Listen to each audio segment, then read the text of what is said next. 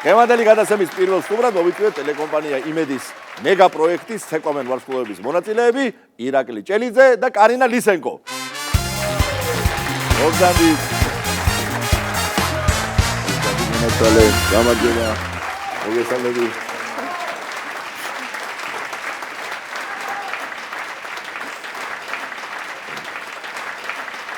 მოგესალმებით კარინა, ირაკლი.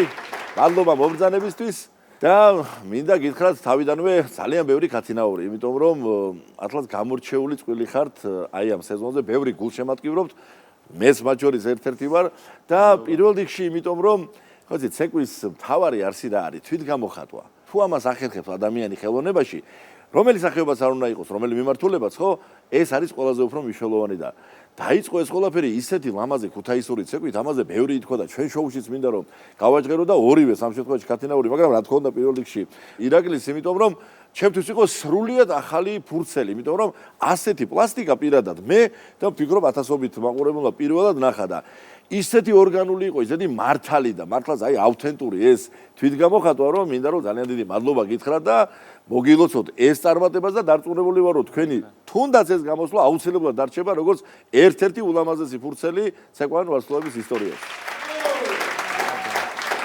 ახლა მინდა გითხოთ და ამ შემთხვევაში დავიწყებ კარინასგან, ისევ მშვენივრად გამოგივიდა ეს ქუთაისური ცეკვა, რომ მოვყვეთ იქიდან, ხო? ქუთაისში ცხოვრობდი და გაქვს ამის გამოცდილება თუ რანაირად შეითვის ეს пластика, როგორ მოხდა?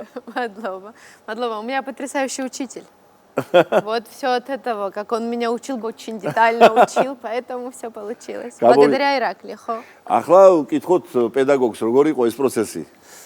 მე ასე არ ვთვლი, რა ვიცი. უბრალოდ იქ ცოტა ერთი მომენტი ქუთაისური ცეკვა არის, მაგრამ მაინც ქართველობა ხო თავარი არის. თაყვანი არის ქუთაისში, ეხლა ზოგადად მთლიანად საქართველოში, მაგრამ ჩვენც ასე და იქ ქართულის მომენტი არის ერთი მომენტი იმ ცეკვის დროს, სადაც უკვე ცოტა სერიოზულად უნდა შეასრულო ეს მომენტი და იქ ვიყავი ცოტა მკაცრი, რომ არ შეიძლებოდა დარღვევა იმ მომენტის და დანარჩენი უთხარი როგორც გინდა მიდი ისე ხასიათში გააკეთება. იმ ქართულსაც ისეთი ქუთაისური პეცი ჰქონდა თქვენი შესრულებით, არაჩვეული აი თავისი ესეთი ორიგინალური გამოვლენა იყო, იქაც დაფიქსირებული და მშვენივრად იყო ეს ყველაფერი. დანარჩენი რა ვიცი, კარინა მას თავის ხასიათში უბრალოდ ასე მოხდა ერთმანეთი ძალიან უბრალოდ გავიცანით, მივიღეთ ერთად და ამ უბრალოებაში უცებ გააკეთა ყველაფერი ბევრი წვალების გარეშე და მეც ნასიამოვნები დავშიამეთ. ოჩა კარინას. ახლა მინდა სხვა რამე ვიკითხო, რომ ქართული ცეკვის პლასტიკიდან ლათინური ცეკვების პლასტიკამდე როგორ გამოვიდა და აი თქვა, აი პასადობლიმდე როგორ მოხვედით, ანუ ქუთაისურ მოძრაობასთან ეს მატადორის მოძრაობები ახლოს არის თუ როგორ იყო ეს გზა? ეხლა ცოტა მანამდეც გაგვივლია მატადორთან ცხოვრებაში და ცოტა პროფესიონალურ დონეზე არა, მაგრამ რაღაც ისე ყოფილა შემთხვევები, რომ გვიცეგვია.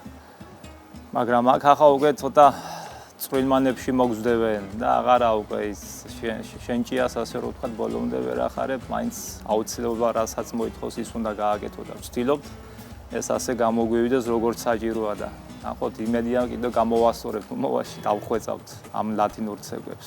პასადობლიც როგორც ბატონმა გოჩამ თქვა, ახლო არის ქართულთან ბასკებიდან გამომდინარე ქალაქი ვიქტორია, ხო, იმაში ესპანეთში უფრო მეტად ბასკები ცხოვრობენ და ხასიათი იმათაც უბრალოდ ისინი ხარს კლავენ იქ და ხარს დაძდებენ და ჩვენ ერთმანეთს ხო?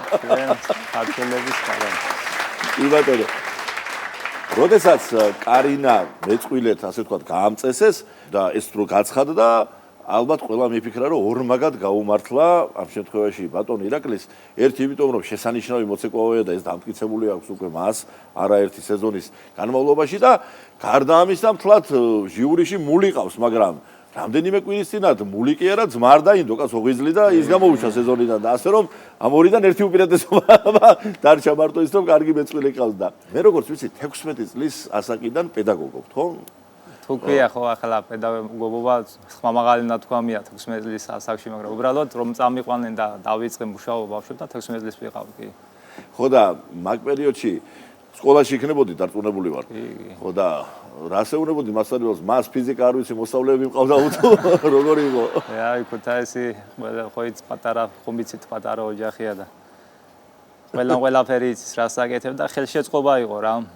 აი ხელშეწყობაზე მინდა თქვა, როგორც ვიცი, ძალიან გიდგათ ქუთაისი გვერდში და ამაში დარწმუნებული ვარ, იმიტომ რომ ისე წარმოაჩინეთ, კაცო, ქუთაისური ცეკვა ეჭვის არ მეპარება ამ ყველაფერში, მაგრამ ისე სითბო ჩამეღვარა გულში, როცა გავიგერო, ერთ-ერთმა მოსწავლემ ალილოზე ჩამოიარა და ფული შეაგროვა და მე SMS-ები გამოგიზარდა. ეს ამბავი მინდა რომ ჩვენი შოუს მაყურებელსაც უთხრათ. ამ ამბავსაც მოვყვები და სხვაც რო არ დამჩეს ნაწყენი, ყველაც ცდილობს თითქმის რაღაც გააკეთოს ბავშვები, რავი, ზოგიერთმა ვანელი ჭელუები დაირქვენ და რაღაცებს აკეთებენ, იქ ცეკვავენ და მერე დებენ და ერთ ამბავში არიან გოგონების ბიჭები და ეს განსაკუთრებით ეს პატარა ბიჭი არის, არ არის დიდი, უბრალოდ როგორც ხდება ალილოზე ბავშვები.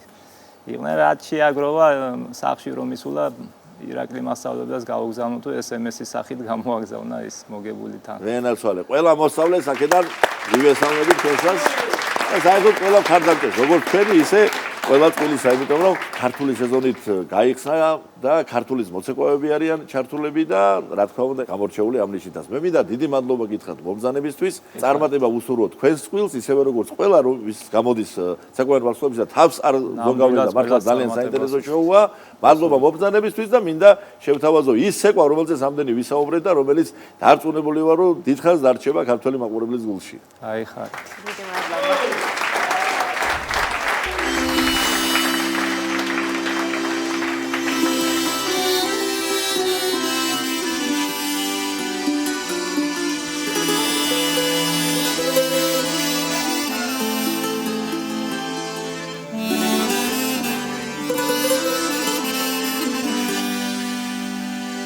Thank you.